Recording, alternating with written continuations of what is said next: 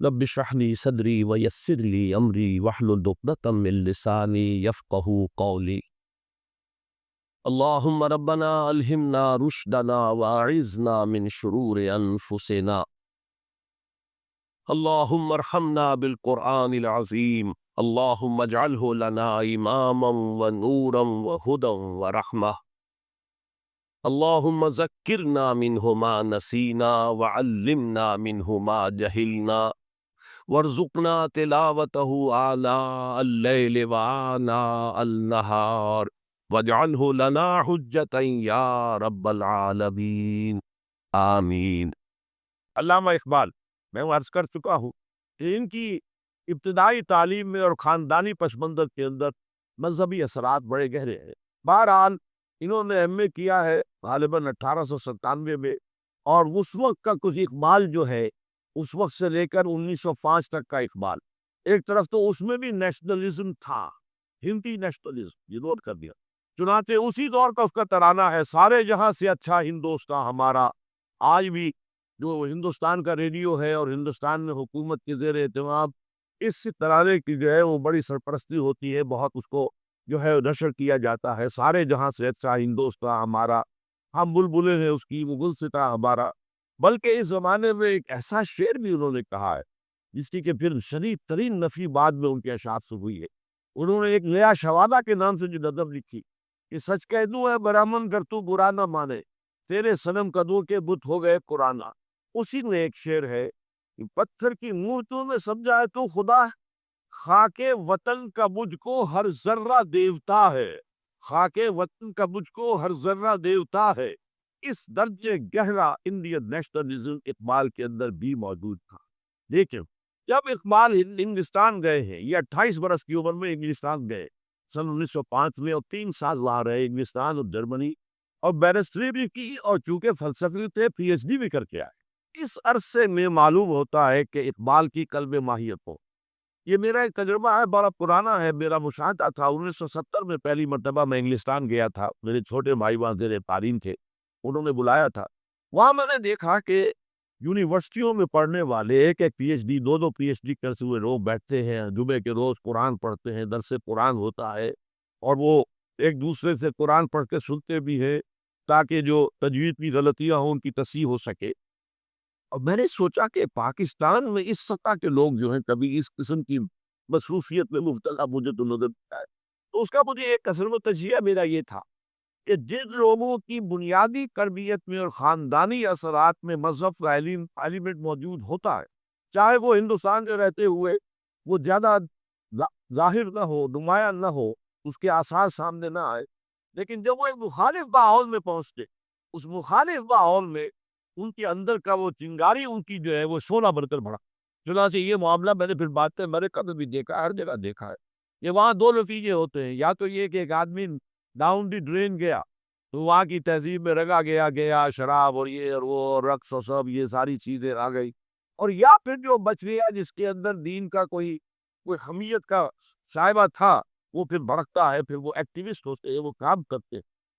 لہٰذا یہ معاملہ جو ہے علامہ اقبال کے ساتھ پیش آیا، اور خود انہوں نے کہا بھی ہے مسلمان کو مسلمان کر دیا طوفان مغرب نے۔ وہاں سے جب یہ واپس آئے ہیں، اب نوٹ کیجئے 1908 سے 1930 تک یہ جو 22 برس ہے، علامہ اقبال نے کیا کیا نوٹ کہ وہ آپ جانتے بھی ہیں، میں صرف گنوا رہا ہوں۔ اسلام کے نظام فکر اور فلسفہ اور حکمت کو بیان کیا اپنی شاعری کے ذریعے سے کی، اپنی نثر کے ذریعے سے، قرآن کی ایک نہایت جدید اور بہت عمدہ تفسیر، اگرچہ تفسیر کے نام سے آپ کو کہیں تفسیر اقبال نہیں ملے گی، لیکن کلام اقبال خود تفسیر ہے۔ وہ دعویٰ کرتا ہے کہ میرے پیغام میں سوائے قرآن پہ کچھ نہیں، لر دلم آئین بے جوہرست ورب حرفم غیر قرآن مزمرست، پردہ ناموس فکرم چاک کن ای خیابہ راز خارم پاک سن۔ یہ مناجات و حضور سرور کائنات صلی اللہ علیہ وسلم وہ کہتے ہیں کہ اے اللہ کے نبی، اللہ کے رسول، اگر میرے پیغام میں کہیں قرآن کے سوا کوئی شے شامل ہو گئی ہے میری شاعری میں، تو آپ میرے فکر کا پردہ چاک کر روز محشر خار و رسوا کن مرا، اور قیامت کے دن مجھے ذلیل و خوار کیجیے گا، اور بے نصیب از بوسہ پاک کن مرا، اور مجھے اپنی قدم بوسی سے محروم کر۔ یہ بات کہہ رہا، اس کا دعویٰ ہے، جو کچھ کہا قرآن سے کہا۔ اس کی شاعری جو ہے میرے نزدیک، اور میں نے تو اپنی جو سورسز گنوائی ہوئی کہ میں نے جو قرآن مجید کا فکر یا سوچ جو بھی آپ اسے کہے، جو تھوڑا بہت مجھے میسر ہوا ہے، ان میں نے 8 اشخاص کو نمایاں طور پر بیان کیا۔ 4 یہ ہے دو کے جوڑے، 2 ابوین ہیں، ابو الکلام ابو العلا مودودی، ابو الکلام آزاد۔ 2 دخترین ہیں، ڈاکٹر اقبال، ڈاکٹر رفیع الدین۔ 2 شیخین ہیں، شیخ الحق مولانا محمود حسن، جن کا ترجمہ ہے قرآن مجید کا، اور اس پر حواشی ہے شیخ الاسلام شبیر احمد عثمانی۔ 2 ہی عین مولانا فراہی اور مولانا اصلاحی، جنہوں نے قرآن مجید کے مضامین کے اندر جو اندرونی نظم ہے اسے واضح کیا۔ علامہ اقبال میری ایک بہت بڑی سوچ، بلکہ سب سے زیادہ گہرا اثر مجھ پر جو ہے بچپن سے جو ہوا ہے وہ تو علامہ اقبال کا ہے۔ 5ویں جماعت کا طالب علم تھا جب ان کا یہ شعر میرے ذہن میں کہیں چپک کر رہ گیا ہے، جواب شکوہ کا: وہ زمانے میں معزز سے مسلمان ہو کر اور تم خار ہوئے تاریخ قرآن ہو کر۔ پھر علامہ اقبال نے مغربی فکر پر شدید تنقید، بہت بڑا ناقد، اور خاص طور پر مغربی تہذیب جو ہے اس کی نفی، یہ سارا کام کیا، اور اس سب سے بڑھ کر وہ تجدید ملت اسلامی کا علمبردار برکر صاف نے آئے۔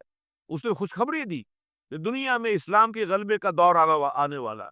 ملت اسلامیہ جو اس وقت دبی ہوئی ہے، پسی ہوئی ہے، پوری دنیا میں پامال ہے۔ آپ کو معلوم ہے کہ پہلی جنگ عظیم کے بعد کیا صورت ہو گئی تھی؟ سلطنت عثمانیہ کے جب دھجیاں بکھیر دی گئی اور کولونیل امپیریلزم جو ہے پورے عالم اسلام پر حکمران، پورا عالم اسلام جو ہے میں کو اگر یہ دبے ہوئے ہیں، پسے ہوئے ہیں، گرے ہوئے، لیکن ان کا دوبارہ غلبہ ہوگا، یہ ابھریں گے، ملت اسلامیہ کی تجدید ہوگی، اسلام کی نشأت ثانیہ ہوگی، اسلام کے روشن مستقبل کے مبشر بن کر علامہ اقبال سامنے آئے ہیں۔ اور ایک اور جو بہت بڑا کام کیا وہ وہی وطنی قومیت کی شدید نفرت، بلکہ شدید کا لفظ بھی کافی نہیں ہے، شدید ترین نفی تھی، اس لیے کہ اس وطنی قومیت جو ہے اس وقت مسلمانوں کو اپنے اندر انگلف کرنے کے لیے پوری قوت کے ساتھ زور لگا رہی۔ میں نے علامہ اقبال کے حوالے سے جو باتیں کی ہیں کہ احیاء فکر اسلامی اور تجدید ملت اسلامی، اس کے ساتھ ساتھ ہندوؤں میں کیا ہو رہا تھا اس دور میں، ان کے ہاں بھی ان کی مذہبی تجدید کا عمل بڑی شدت کے ساتھ شروع ہوا۔ اس میں بھی چند ناموں کا میں تذکرہ کرنا چاہوں گا۔ بنکم چٹرجی، اس نے بندے ماترم کا جو ترانہ ہے آج بھی بھارت کے اندر مجبور کیا جا رہا ہے مسلمانوں کو بھی کہ وہ بھی اسکولوں کے اندر یہ ترانہ پڑھے، اور ابھی مسلمان رجسٹ کر رہے ہیں۔ اس میں وہ زمین کی بندگی، بھارت ناتا ہم تیرے بندے، اور یہ جو ہے ہندو رینائسنس کا ایک بہت بڑا جو ہے یوں سمجھیے کہ علمبردار۔ پھر دوسری شخصیت سامنے آئی، راجا رام موہن۔ یہ شخص بہت بڑا فاضل، بڑا عادی، 10 کے قریب زبانیں جو ہے ان کا ماہر تھی، جس میں یورپینز بھی اور اس کی۔ پھر یہ کہ یہ مسلمانوں کا ہمدرد بن کر آیا۔ انگریز نے جب یہاں پر ان کے پادریوں نے تسلیس کی تلقین شروع کی ہے تو آئینہ توحید یہ نام سے اس نے کتابچہ لکھا اس کی نفی کے۔ اس حوالے سے یہ کچھ ایسے شخصیت بننے کی کوشش کر رہا تھا کہ مسلمان بھی اس کو قبول کر، اور اس کے بعد پھر اس نے برہمن سماج کے نام سے ایک ادارہ قائم کیا۔ یہ وہی تھا کہ جو اس سے پہلے اکبر نے جو فلسفہ دیا تھا دین الہی، وہ اللہ کا معاملہ کرو، صرف اللہ کو سب مانتے ہیں، صرف نام ہے مختلف ہے، کسی نے کوئی نام رکھ دیا، کوئی مہادیو کہتا ہے، کوئی کچھ کہتا ہے، کوئی گاڈ کہتا ہے، سب خدا کو سب مانتے ہیں۔ یہ جو رسالت کا معاملہ ہے اور شریعت کا معاملہ ہے، یہ فساد کی جڑ۔ رسالت کی بنیاد پر شریعتیں مختلف، عبادتیں مختلف، ذرا اس کو پیچھے ڈالو تو دین اکبر یا دین الہی اس کا نام۔ اس کے اندر بھی در حقیقت کوشش یہ تھی کہ تمام مذاہب کو ایک ہاون دستے میں ڈال کے اور اس کو کوٹ کے اور چھان پیس کے ایک صفوف بنا کر ایک کامن مذہب ہندوستان کا وجود میں لائے۔ بہرحال اس وقت اللہ تعالیٰ نے کھڑا کیا ہے حضرت مجدد الفسانی رحمۃ اللہ علیہ کو، کہ جنہوں نے اس فتنے کی سرکو بھی کی۔ اس نے بھی مجلس ازدی کے نام سے ایسا ہی ادارہ شروع کیا، اور یہ گویا کہ ٹھنڈی چھری کی مانند، اس لیے کہ اسلام کا دار و مدار تو رسالت پر ہے۔ بقول اقبال بمصطفیٰ برساخی سراغ ہماغوس، اگر بہور رسیدی تماغو لابیس۔ اسلام کا تو سارا معاملہ، دین جو ہے اس کا سارا جو دار و مدار ہے وہ رسالت پر ہے، نبوت پر ہے، اسی پر شریعت کا سارا دار و مدار ہے۔ رسالت سے کاٹ دیجیے، حدیث سے کاٹ دیجیے، سنت سے کاٹ دیجیے، تو پھر قرآن کو پھر موم کی ناک بنا کر جو چاہیں آپ تعبیر کر دیں، جو چاہیں تشریح کر، جسے چاہیں اسے موم کی ناک کی طرح بوٹ کر دے جائیں۔ بہرحال اس معاملے میں بھی پھر ایک تیسری تحریک جو شروع ہوئی وہ بہت ملیٹنٹ تھی، آریہ سماج، دیانند سرسوتی، یہ ملٹنٹ تھی اور بڑی سی کی جو ہے پذیرائی ہوئی ہندو معاشرے میں۔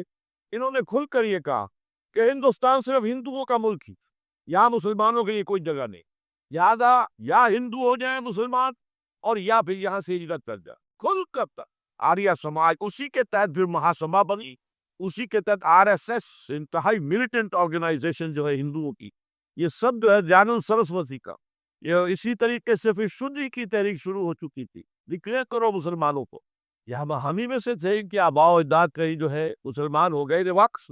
چنانچہ راجستھان کے علاقے میں جہاں بڑی جہالت تھی، مسلمانوں میں علم نہیں تھا، بس کہیں بزرگوں کے کسی زیر اثر فیض سے، کسی صوفی کے، وہ اسلام تو لے آئے لیکن تربیت کا کوئی انتظام ہوا ہی مسلمان حکومتوں نے کیا ہی کچھ بھی نہیں کیا۔ تو نتیجہ یہ نکلا کہ بڑے پیمانے پر شدھی کی تحریک ہو رہی تھی۔ میوات کے علاقے میں بڑی تیزی کے ساتھ مسلمان جو میو تھے وہ ہندو ہو رہے، اسی پر تحریک اٹھائی ہے مولانا الیاس رحمۃ اللہ علیہ نے۔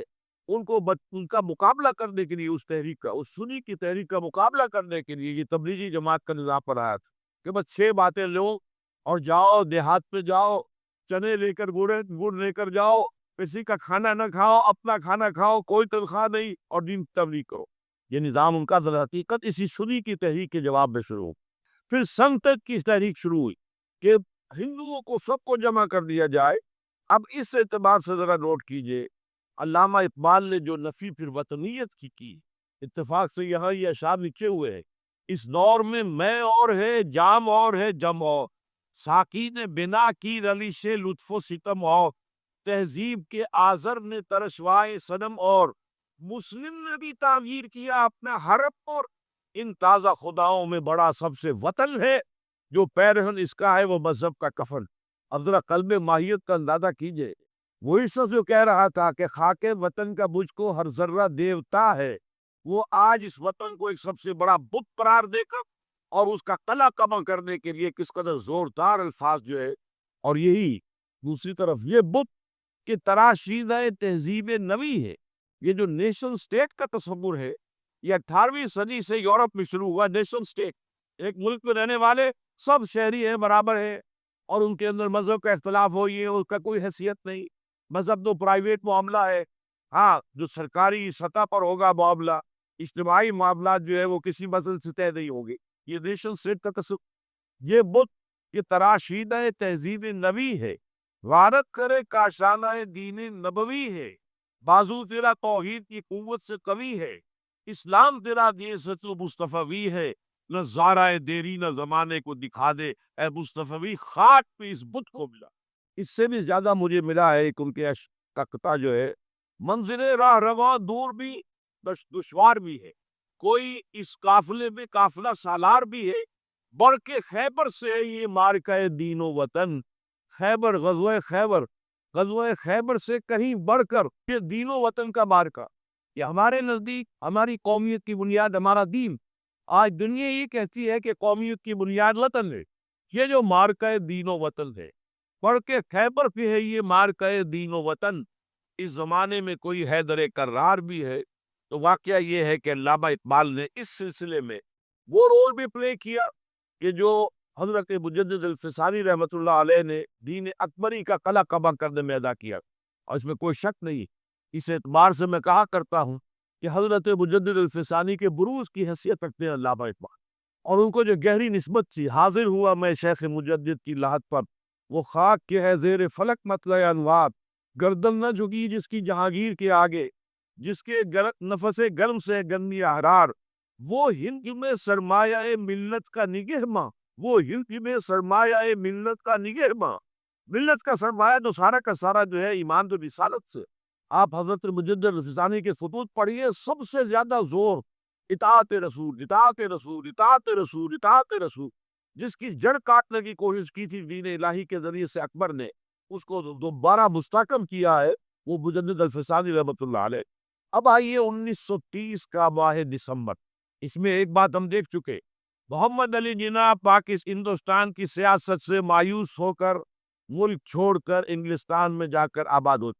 اور اس ضمن میں ایک واقعہ میں آپ کو سنا دوں، ایس ایم اکرام صاحب کا نام بہت سے حضرات کے علم میں ہوگا، ان کی 3 کتابیں جو ہے بڑی مارکت العرا: آب کوثر، موج کوثر، روض کوثر۔ ادارہ ثقافت اسلامیہ کے ڈائریکٹر رہے بہت عرصے تک، بہت پڑھے لکھے آدمی۔ وہ آکسفورڈ میں پڑھتے تھے اس زمانے۔ وہ لندن گئے، انہوں نے محمد علی جناح صاحب سے ملاقات کی اور کہا کہ آپ کیوں چھوڑ کر آ گئے ہندوستان؟ ہندوستان کے مسلمانوں کو آپ کی رہنمائی کی ضرورت ہے۔ تو جواب جو تھا محمد علی جناح کا وہ نوٹ کرنے کے قابل ہے۔ ہندوز آر انکوریجیبل، یہ ہے یہ جو نتیجہ نکالا تھا محمد علی جناح نے۔ یوں سمجھیے کہ 24 برس کی محنت شاقہ کہ کوئی اتحاد کا فارمولہ طے ہو جائے، کوئی بنیاد ہو جائے، کوئی ہمارے مابین متفق علیہ اسکیم طے بن جائے، لیکن جس طرح مایوس ہوا ہے شخص، ہندوز آر انکوریجیبل، یہ ناقابل اصلاح ہے۔ اور مسلمانوں کا حال یہ ہے کہ ان کا ایک لیڈر جو بات مجھ سے کرتا ہے صبح کو، وہ شام کو ڈپٹی کمشنر کو بتا دیتا۔ تو اب میں ایسی قوم کی رہنمائی کیسے؟ تو یہ میں نے آپ کو یہ واقعہ بھی سنا دیا کہ وہ مایوسی کا عالم کیا تھا۔ لیکن اب جو ہے 1930 میں، جبکہ مسلم انڈیا کا ایک سورج تو غروب ہو گیا تھا، مغرب میں جا کر بیٹھ گیا، مغرب میں سورج غروب ہوتا ہے، ایم اے جناح تو وہاں بیٹھ گئے۔ ایک سورج اب طلوع ہوا ہے مسلم لیگ کے پلیٹ فارم، یہ ہے علامہ اقبال۔ 1930 کا جو ان کا خطبہ ہے الہ آباد کا، وہ بہت ہے۔ ایک تو یہ کہ انہوں نے اپنی شاعری کے ذریعے سے وطنیت کی جو نفی کی تھی اور مسلم قومیت کا جو اسماق کیا تھا، اسے ایک فلسفیانہ انداز میں سوشیولوجی عمرانیات کے مسلمہ اصولی کی روشنی میں جس طریقے سے مدلل بیان کیا ہے، اس اعتبار سے وہ ایک بہت قیمتی دستاویز۔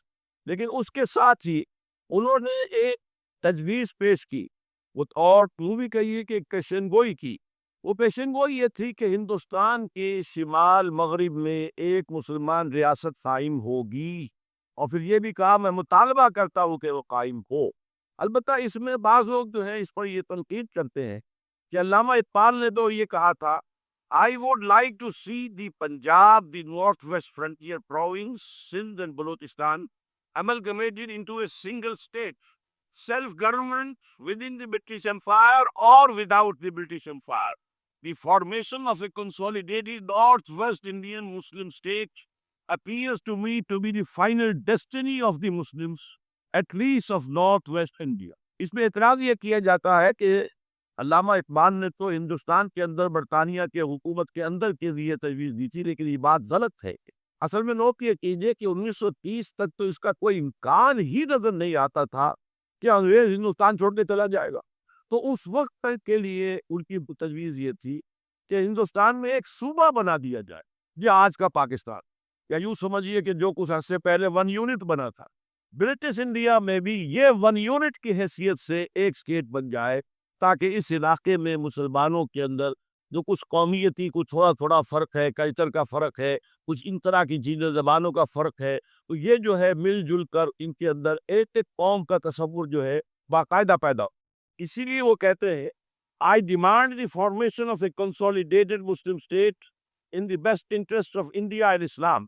اب اس میں وہ بات یہ کہتے ہیں کہ for Islam it will be an opportunity to rid itself of the stamp that Arabian imperialism was forced to give it, to mobilize its laws, its education, its culture, and to bring them into closer contact with its own original spirit and with the spirit of the modern time۔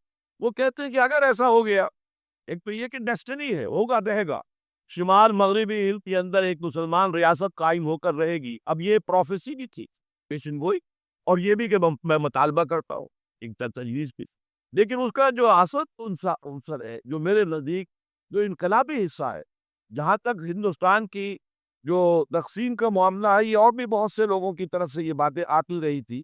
میرے پاس یہاں پہ 14 نام لکھے ہوئے ہیں جنہوں نے ہندوستان کی تقسیم کا تذکرہ کیا، لیکن جس انداز میں، جس پلیٹ فارم پر آل انڈیا مسلم لیگ کا جو اینول سیشن ہے اور اس میں صدر کی حیثیت سے خطبہ دے رہا ہے ایک شخص، تو یہ حیثیت جو ہے یہ بہت دبا ہے، اور اس میں جس انداز میں بات کہی گئی اس میں جو پازیٹیو عنصر ہے، اگر ایسا ہو گیا ایک نارتھ ویسٹ آف انڈیا میں مسلمان ریاست قائم ہو گئی، تو ہمیں ایک موقع مل جائے گا کہ عرب امپیریلزم، اب نوٹ کیجیے عرب امپیریلزم سے مراد کیا ہے؟ عربوں کا دور ملوکیت، اس سے پہلا کیا تھا؟ خلافت راشدہ، اصل اسلام۔ دور بنو امیہ کو اصل اسلام نہیں تھا، حکومتی سطح پر تو بالکل اسلام نہیں تھا۔ وہی دور ہے جس میں کہ صالح کربلا ہوا ہے، واقعہ ہرہ ہوا ہے، ظلم کی انتہا ہوئی ہے، سینکڑوں تابعین کو حجاج ابن یوسف نے شہید کیا ہے۔ اس کو حدیث کے اندر بھی کہا گیا ہے ملکن اعظم، کاٹ کھانے والی ملوکیت ہے۔ اس کے بعد جو ہے دور آیا ہے بنو عباس کا، وہ محل بنے ہیں شاندار، جو ہے جو بھی بادشاہوں کے یہاں ہوتا تھا وہ سارا کا سارا معاملہ آیا ہے۔ تو اب دنیا اسلام کو ان کے آئینے میں دیکھتی، وہ سمجھتی یہ اسلام ہے، لہٰذا اس میں تو کوئی شے ایسی نہیں ہے جو اٹریکٹ کر سکے، جو کسی قوم کو اسلام کی طرف جو ہے وہ کھینچ سکے۔ تو یہ جو امپریشن ہے جو کہ اس دور ملوک کی عرب امپیریلزم کا تو استعمال کیا ہے، اسلام کے چہرے پر جو بدنما داغ اور دھبے آ گئے ہیں انہیں ہٹا کر وہ جس کی اوریجنل پیورٹی ہے، اور ظاہر بات ہے کہ دور ملوکیت سے پہلے خلافت راشدہ، تو گویا کہ اس میں اگرچہ نام خلافت راشدہ کا نہیں لیا گیا ہے، لیکن یہ ہے کہ بات مراد وہی ہے، لیکن اور اس میں بھی